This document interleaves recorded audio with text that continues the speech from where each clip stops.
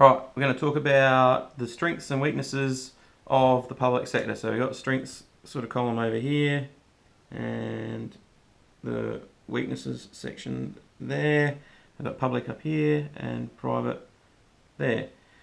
So one of the main strengths of the public sector is the availability and accessibility. And as I spoke about with the human productivity factor before, it's best done if you can spread it across your whole population. If you leave a bit of your population in a bad way, then that drags upon the whole system.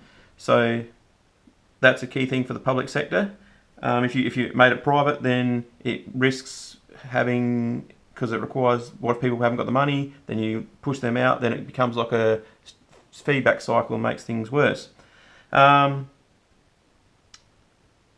The next thing I'll talk about is what a good advantage of the private sector is, in contrast to the public sector, is just having the private sector presents an alternative to the public. So it's the classic, don't have all your eggs in one basket. So at least if you've got like another sort of large sector in your economy, and I'll just do a bit of a pie graph to give an illustration. In most of the developed countries in the world, your economies are about one third public and 2/3 private, to give you an idea of the relative sizes. And so actually, yeah, the private sector outweighs the public sector that's the amount of money spent in the economy. However, of course, the public sector sets the laws, so it's good, like a check and balance, if you like.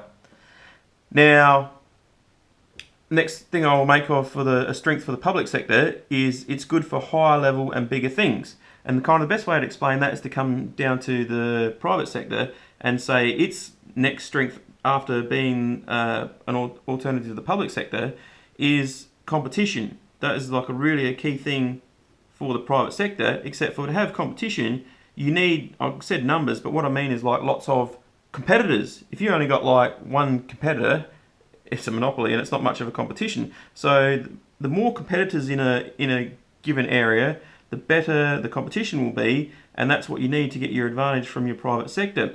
Whereas, of course, at the government, or up in the public sector thing, for instance, in Australia, we've got like only a handful of airlines we have access to at any one time. We have only a handful of banks, even power companies. There's not going to be, like in my town I live in, population 20,000, there'd be probably 20 electricians, yet there would be across the whole of Australia, there's barely 20 electricity companies. So how are you going to get your competition if there's not many competitors? Or you look at like utilities, state utilities, like there's probably one water company for South Australia, one for Northern Territory, one for West Australia, maybe a couple in New South Wales. So you're not getting the competition if you haven't got the numbers. So where things don't lend themselves to having large numbers of competitors, then you're better off having that looked over by the public sector. And similar, with the competition, besides needing the numbers, the way it tends to be, if you have numbers and small entities, it will be smaller and more local in nature and cater for that, whereas the public tends to be higher level and broader, and that's the best way to have that one. So each plays a different complementary role to the other. The next one I'll talk about for public is another strength of that one is it can bear more risk. So, for instance, the public sector can have people doing basic research at university year after year, and a lot of those, a lot of paths you might go down are dead ends. But the few that you'll win with is worth the effort. Whereas the public sector, because it needs to, the private sector, because it needs to make a profit, can't bear doing a lot of those dead end things. So it's best off that one. Sometimes it can, sometimes it can't. But there's a balance between the two. And ultimately, the public sector can bear the more risk of the two.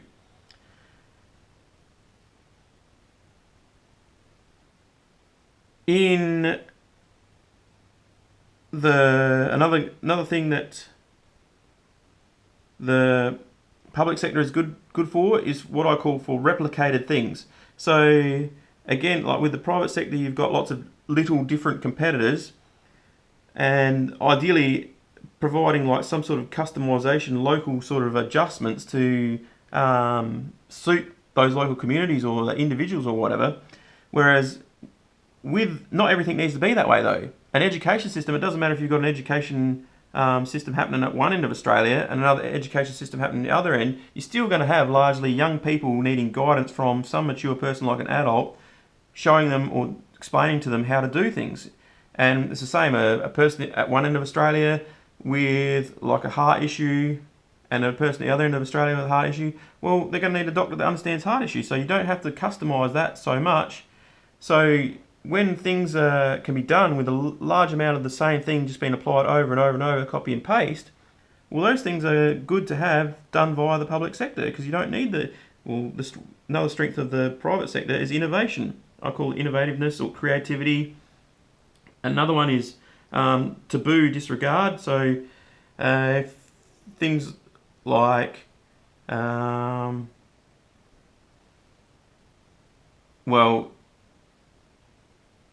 a bad example, but it's the only one I can come up with at the moment. The sex industry, probably we never would have got going with the public sector because of its prim and properness. Whereas the private sector, because there was a market there was demand for it, they were willing to have a go. So they've gone in there and produced stuff, and over time, society's now not too fussed about that. But if it had been left up to the public, that would have never happened or gone a lot slower.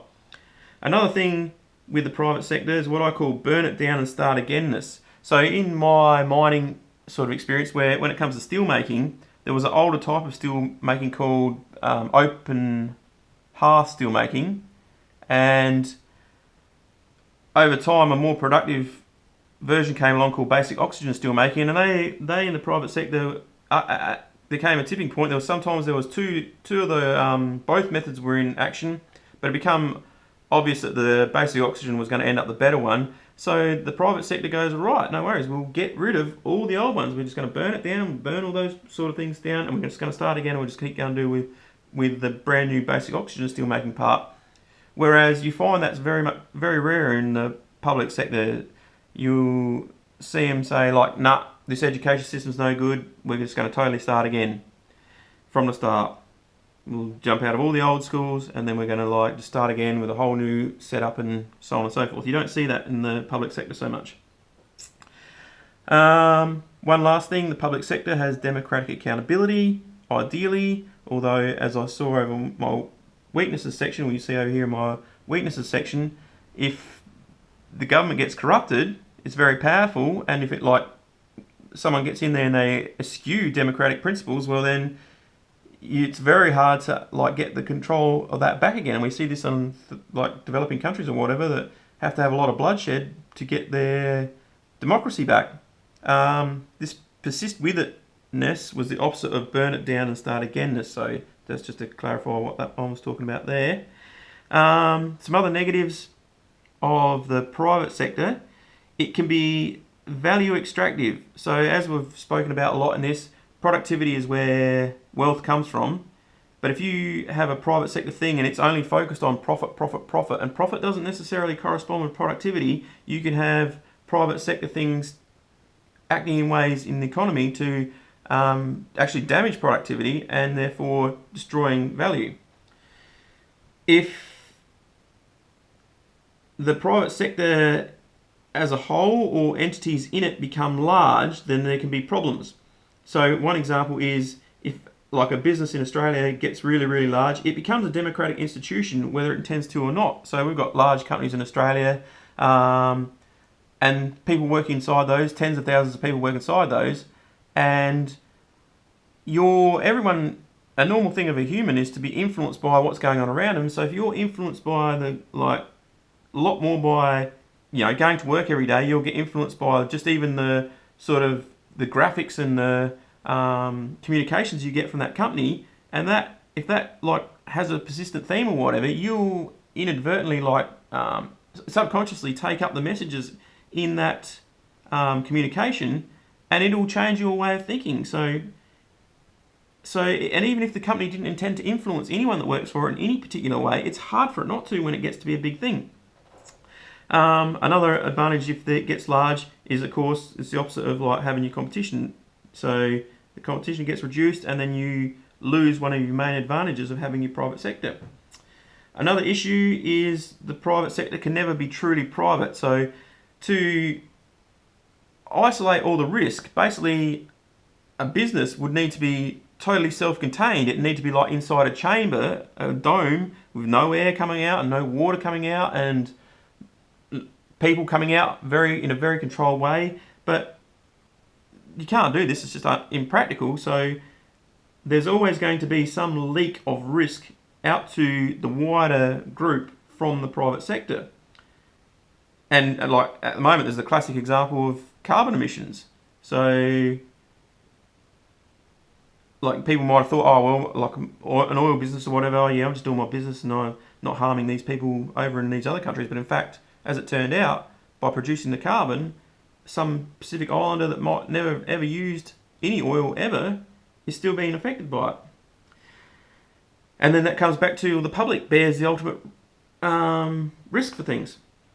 And the last one is the private sector tends to champion material consumption. And so that's at odds with like sustainability. So we need that's another good thing where we have the two sectors, and the public one can help keep this one in balance or under check for going too far with that. So there's pros and cons to both, and I think it's good to have like a decent balance of both. And because of these sort of properties of each sector, they'll lend themselves, when we come back to the H, the T, the four classes, the R, the NR, there's things under that which the public sector can do better, and there's things under there which the private sector can do better to help with productivity, to help get productivity. So that's what I'm going to discuss in the next episode.